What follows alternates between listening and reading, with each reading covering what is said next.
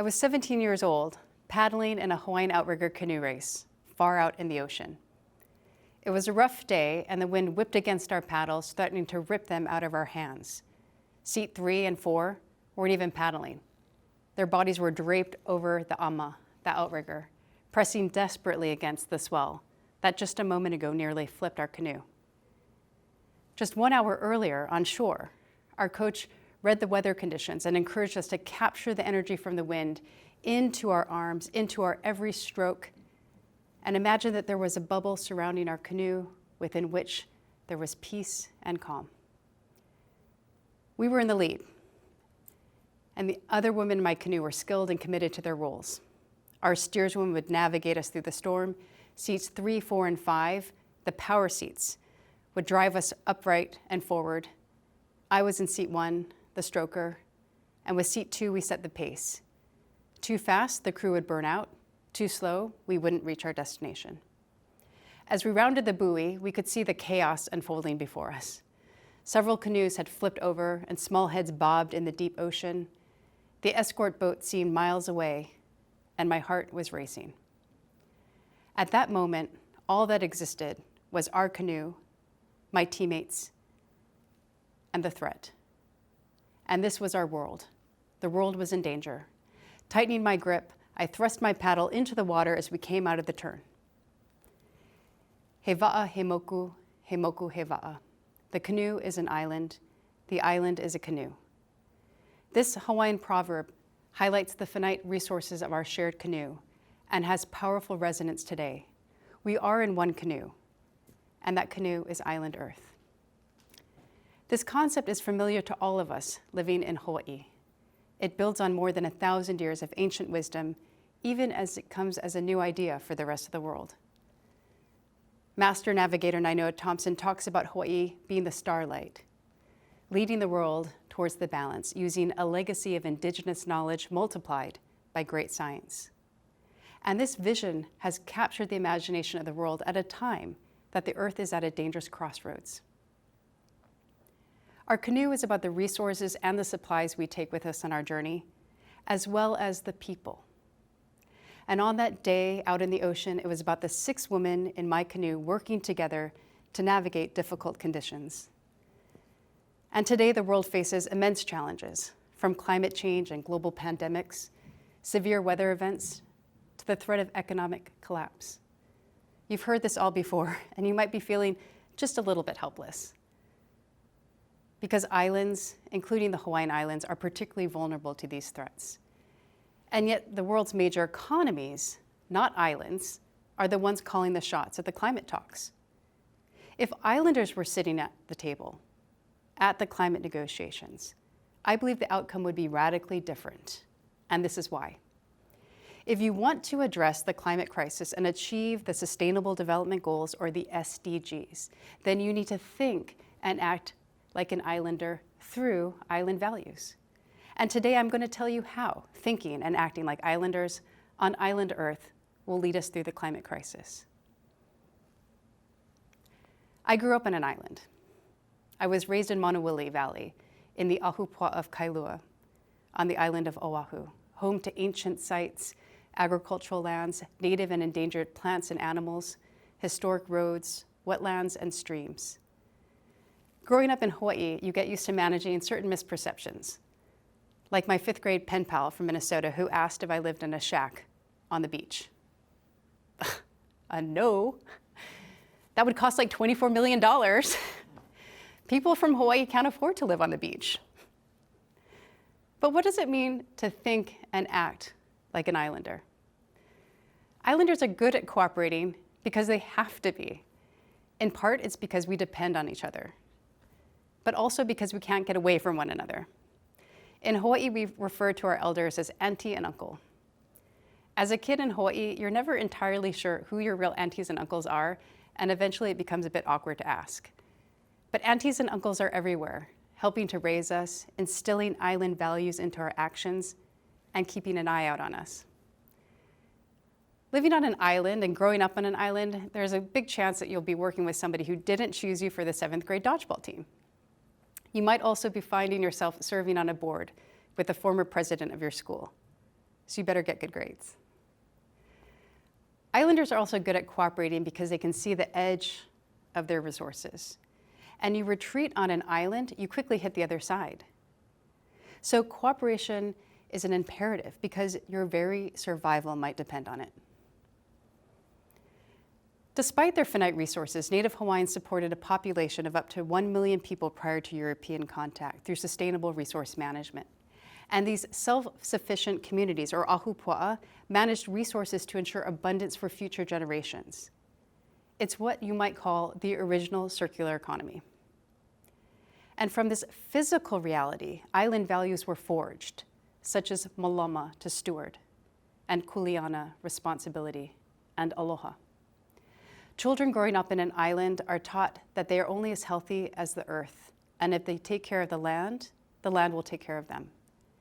They know what they do in the watershed affects the coral reef and the communities in between. In 1973, Hawaii State Senator Kenneth Brown described malama as an imperative, that each transaction with each other, society, and nature must meet the test of malama at all times without exception. And these are island values that underpin an approach to development that focuses on future generations. It's not only Hawaii where we're seeing this leadership. Micronesian leaders have made a commitment to steward their land and water resources through the Micronesia Challenge. And this, in turn, has inspired the Caribbean Challenge. It was around this time that I started to work as the Director of Climate Change and Environment at the National Security Council. I'd been on a journey since leaving home for college, serving as a diplomat for the United States government overseas, in Germany, in Greece, the United Nations, and Saudi Arabia. Leaving Hawaii was an adjustment. As a college freshman, I was automatically placed in the International Orientation Program with the foreign students. As a young diplomat in Germany, my inclination was to hug people I greeted until I got told off and quickly mastered my firm handshake. At the White House during that time, we started to focus on climate change as an emerging security threat. We were trying to create a global development agenda to follow the Millennium Development Goals, which were set to expire in 2015.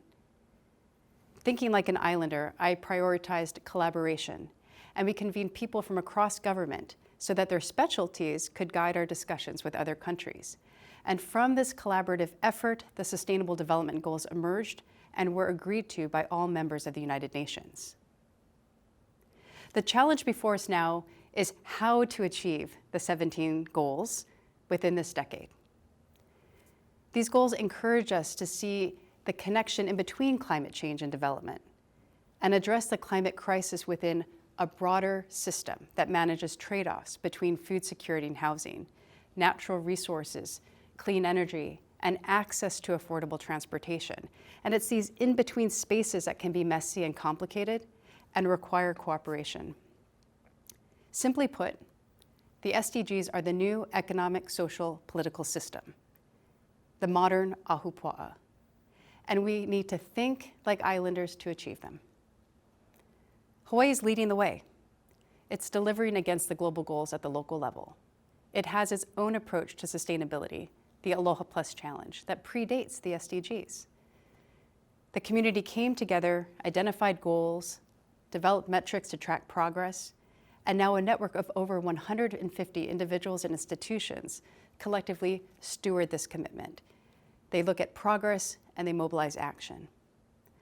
What Hawaii has developed through a community-driven process is a model that can be adapted elsewhere. In fact, other islands are already doing this. I actually had to leave my island home in order to fully appreciate the power of Hawaii and island values to change hearts and minds and thus behavior.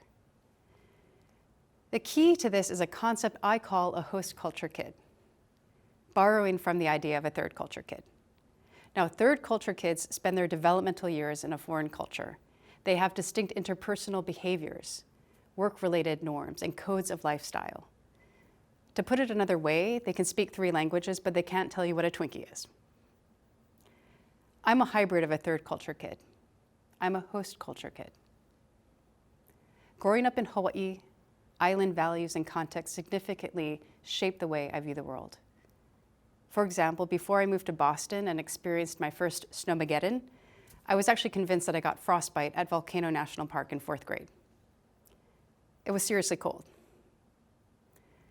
But host culture values of respect and inclusion influenced my personal behaviors and my professional behavior, whether it was working on a climate negotiation at the National Security Council or the SDGs. And certain policies that seemed obvious to me were probably a result of my teaching from my elders, teaching me responsibility, or kuleana, to care for the earth. So how can those of us who haven't been as lucky to grow up in Hawaii under the watchful eye of Auntie and an abundance of spam embrace island values to become host culture kids and responsible islanders on island Earth? Well, something profound happens when astronauts see Earth from space for the first time. They describe a cognitive shift in awareness called the overview effect. And this occurs when you are so far away that you become completely overwhelmed by the fragility and the unity of life on our planet. It provides a sense of understanding the big picture. Astronaut Ron Guerin described Earth as a stunning island that protects all life from the harshness of space. Well, hopefully this image is enough to help you feel like an islander on island Earth. Or we can book you all flights on the next space flight with Captain Kirk. I hear there are some seats that are still available. In 1945, Hawaii submitted a bid to host the United Nations in Waimanalo. Imagine Secret Service agents in aloha shirts and slippers shuttling world leaders to meetings. Imagine the gridlock. Actually, the traffic's pretty bad in Waimanalo without those diplomats. And the Honolulu Police Department would need to hustle to track down officials with unpaid parking tickets. But they made a strong case for Hawaii. Hawaii is several thousand miles from the nearest national capital and far removed from the potentially explosive situations around the world, thus promoting an objective view of them. Hawaii fits the role of a neutral, centrally located international capital more perfectly than any other place in the world. And here also is Pearl Harbor, which would be a perpetual reminder of what mankind can achieve in amity between races, but what can befall without a check on ruthless power. Here's also a community charged to a high degree with a spirit that must guide the world into permanent ways of peace, is what the submission said. And this reminds me of a story my friend Pono Shim shared about his Auntie Pilahipaki, who in 1970 envisioned a world in conflict that would look to Hawaii for healing. The world would turn to Hawaii as they searched for the key because Hawaii had the key, and that key is aloha. Imagine for a moment that the United Nations was located in Hawaii and that island values were inherent in every decision, every interaction made by world leaders. Would we be struggling to address the climate crisis? While we don't have the UN headquarters, today Hawaii is one of the first United Nations Local2030 sustainability hubs and has a vibrant ecosystem of island institutions. And you, the keiki of Hawaii. We are all islanders on island Earth. We are all indigenous to this planet. It's the only one we have. As soon as we put malama, stewardship, at the center of everything we do, malama for each other, malama for our resources, malama for our planet, we'll be able to turn things around. It's not too late to make the changes we so desperately need. And it will take each and every one of us thinking like an islander to make that happen. Mahalo.